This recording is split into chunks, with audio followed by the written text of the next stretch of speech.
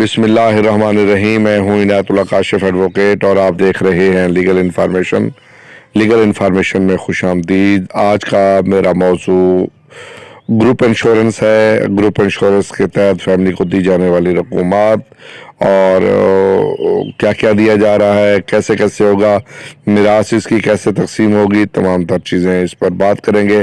اور دوسرا بیناولٹ فنڈ پر بھی بات ہوگی، وہ کیسے دی جاتی ہے، اس کا طریقہ کار کیا ہوتا ہے اور اس پر تازہ ترین ججمنٹس کیا کہتی ہیں، سپریم کورٹ کا کیا کہنا ہے، تمام تر تفصیل آج کی اس ویڈیو میں۔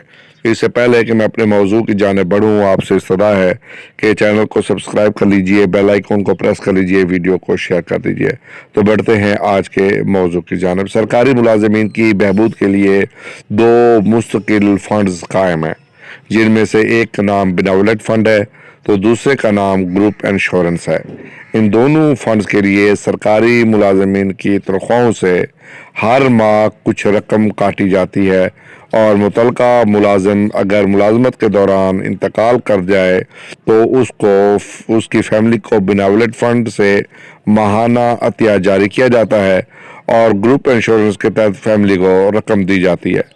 دونوں قسم کی رقموں کی مقدار وغیرہ کی تفصیلات قانون اور اس کے تحت بنائے جانے والے رولز میں طے کی گئی ہیں۔ یہ رقمیں مرحوم ملازم کی بیوی اور اگر ملازم خاتون ہو تو اس کے شوہر کے علاوہ اس کی ان اولاد، والدین، نابالغ بھائیوں، غیر شادی شدہ، متعلقہ یا بیوہ بہنوں کو دی جائے گی جو اس کی کفالت میں رہتے ہیں اور مکمل طور پر اس کے زیر کفالت ہوں۔ بیناولٹ فنڈ کو منافع بخش اسکیموں میں بھی لگایا جا سکتا ہے۔ اس فنڈز کا بنیادی مقصد دوران ملازمت جسمانی یا ذہنی معذوری کے سبب ملازمت سے فارغ کیے جانے والے یا دوران ملازمت وفات پائے جانے والے سرکاری ملازمین اور ان کے اہل خانہ کی فلاح و بہبود ہے، اور اس کی ایک خاص مدت تک اس فنڈ میں سے ماہانہ رقم ادا کی جاتی ہے۔ یہ فنڈ ملازمین کی شخصی یا اجتماعی ملکیت نہیں ہے، اور نہ کسی ملازم کو یہ حق حاصل ہے کہ وہ ہر صورت میں اس فنڈ میں سے کوئی حصہ وصول کرے۔ اگر کوئی ملازم ریٹائر ہو جانے کے بعد ذہنی یا جسمانی معذوری کا شکار ہو جاتے ہیں یا وفات پا جاتے ہیں تو اس صورت میں وہ یا اس کے اہل خانہ اس فنڈ سے کوئی پیسہ وصول کرنے کے حقدار نہیں ہے۔ یہ فنڈ متوفی کے اہل خانہ کا حق ہوتا ہے، نہ کہ سب شرعی وارثوں کا۔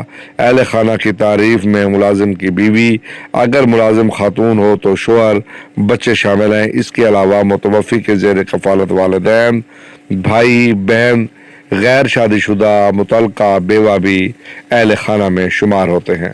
اور اس کے لیے جو فیصلہ ہے، عدالتی فیصلہ جو جسٹس مولانا تقی عثمانی نے دیا، جس کا صفحہ نمبر ہے 205، جبکہ حکومت سرکاری ملازمین کی انشورنس کسی انشورنس کمپنی کے ساتھ مل کر کرواتی ہے اور اس ملازم کو تنخواہ سے کاٹ کر اس انشورنس کمپنی کو جمع کرواتی جاتی ہے۔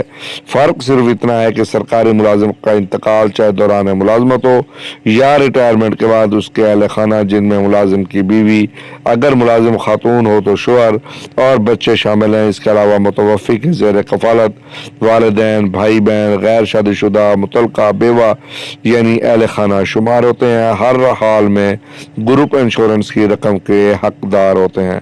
اور یہاں پر میں ایک اور وضاحت بھی کر دوں کہ یہ صرف موت کے بعد نہیں، اب تو سپریم کورٹ آف پاکستان نے یہ قرار دیا ہے کہ ریٹائر ملازمین کو گروپ انشورنس کی رقم ان کے زندگی میں بھی مل سکتی ہے۔ ضروری نہیں ہے کہ ان کی موت کا انتظار کیا جائے، ان کو زندگی میں بھی مل سکتی ہے۔ اس پر سپریم کورٹ آف پاکستان کا فیصلہ آ چکا ہے۔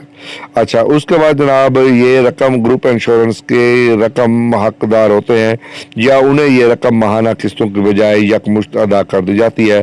تاہم یہ حقیقت بالکل واضح ہے کہ یہ رقم ایسی نہیں کہ جس کا سرکاری ملازم اپنی زندگی میں حقدار ہو گیا ہو یا کہ وہ اس کو اپنی زندگی میں وصول کر سکتا ہے، بلکہ یہ رقم بھی دراصل اس کے مرنے کے بعد اس کے اہل خانہ کو امدادی عطیہ کے طور پر دی جاتی ہے۔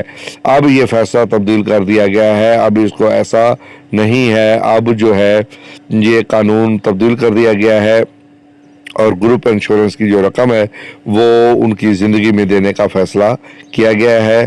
اور اب پنجاب کا فیصلہ جو ہے وہ زیر سماعت ہے لاہور ہائی کورٹ میں، اور سپریم کورٹ میں ریویو پٹیشن جو ہے وہ ان کے حوالے سے دائر ہو چکی ہے۔ اب دیکھتے ہیں کہ وہاں سے کیا حکم آتا ہے۔ اچھا جناب، یہ جبکہ پراویڈنٹ فنڈ ایکٹ 1925 کے تحت ہر سرکاری ملازم کی ماہانہ تنخواہ میں سے کچھ رقم مہیا کر کے محکمہ اپنے پاس جمع کرتا رہتا ہے، جسے پراویڈنٹ فنڈ کہتے ہیں۔ کسی بھی سرکاری ملازم کو نا اختیار ہے کہ وہ دوران ملازمت اپنی ضرورتوں کے پیش نظر اس فنڈ میں سے کچھ رقم نکلوا سکتا ہے۔ چونکہ فنڈ رقم سرکاری ملازم کے نام پر جمع ہوتی ہے اور اس کی ذاتی ملکیت ہوتی ہے، لہذا یہ رقم ترکے کے مطابق تقسیم ہوتی ہے۔ اگر متوفی اپنی زندگی میں سے کسی ایک شخص کو پراویڈنٹ کا حقدار نامزد کر چکا ہو تو ایسی نامزدگی کی کوئی قانونی حیثیت نہیں ہوگی۔ ایسی صورت میں جو ہے یہ ترکہ قرار دیا جائے گا اور تمام اہل خانہ پر جو ہے وہ شرعی احکامات کے مطابق اس کو تقسیم کیا جائے گا۔ اس کے لیے جو ججمنٹ ہے وہ CLC 1999 806 جو ہے وہ ہے، اور اس میں یہ کہا گیا ہے کہ پراویڈنٹ پر نہ تو وصیت ہوگی اور نہ ہی وقف بلکہ ترکہ میں شمار ہوگا۔ فیڈرل شریعت کورٹ نے فیملی کی تعریف جو تفصیلاً بیان کی گئی ہے کو اسلامی احکام وراثت سے متصادم قرار دیا ہے۔ فیڈرل شریعت کورٹ کے خیال کے مطابق پراویڈنٹ فنڈ والی رقم ترکہ یا دیت کی طرح مرحوم ملازم کے ورثاء کو اس کی شخصی قانون کے مطابق اور اس کے احکام وراثت کی پوری پابندی کے ساتھ ملنے چاہیے۔ موجودہ جو اس قانون کے تحت بعض ایسے افراد کو یہ رقم مل جاتی ہے جو مرحوم کی وراثت نہیں، مثلا اولاد کی موجودگی میں بھائی بہن وغیرہ، تاہم وفاقی حکومت نے اس فیصلے کے خلاف اپیل کر دی جو کہ سپریم کورٹ نے منظور کر لی تھی، اور قرار دیا تھا کہ جو رقم اس فنڈ کے تحت فیملی کے ارکان کو دی جاتی ہے وہ نہ تو میت کا ترکہ ہے اور نہ اس کی دیت، بلکہ فنڈز کی طرف سے ایک عطیہ یا گرانٹ ہے، چنانچہ اس کا میراث کی طرح تقسیم ہونا ضروری نہیں ہے۔ تو جناب یہ تھا بیناولٹ فنڈ، گروپ انشورنس کی رقم اور پراویڈنٹ فنڈ اور اس کی قانونی حیثیت اور اس کی شرعی حیثیت جو میں نے آپ کے ساتھ شیئر کی ہے۔ امید ہے یہ آپ اس پر اگر کوئی سوال کرنا چاہیں تو ضرور ہم جو ہے آپ کی رہنمائی کریں گے اور قانون کے مطابق رہنمائی کریں گے۔ اگر اس حوالے سے کوئی تازہ ترین ججمنٹس آپ کو درکار ہوں تو وہ بھی ہم آپ کو بذریعہ واٹس ایپ جو ہے وہ بھیج سکتے ہیں۔ تو یہ گروپ انشورنس کے حوالے سے ابھی تک ہائی کورٹ کا جو کیس ہے وہ تو لگا نہیں ہے دوبارہ، اور اسلام آباد ہائی کورٹ میں کیس جو ہے وہ بھی پینڈنگ ہے، اور اب دیکھنا یہ ہے وفاق کا جو کیس ہے وہ بھی اب فیصلے کے مراحل میں ہے۔ اب جو ہی کوئی یہ کیس لگتے ہیں، کوئی اپڈیٹ ان کی آتی ہے تو انشاءاللہ اس پر بھی ہم آپ کی رہنمائی جو ہے وہ ضرور کریں گے۔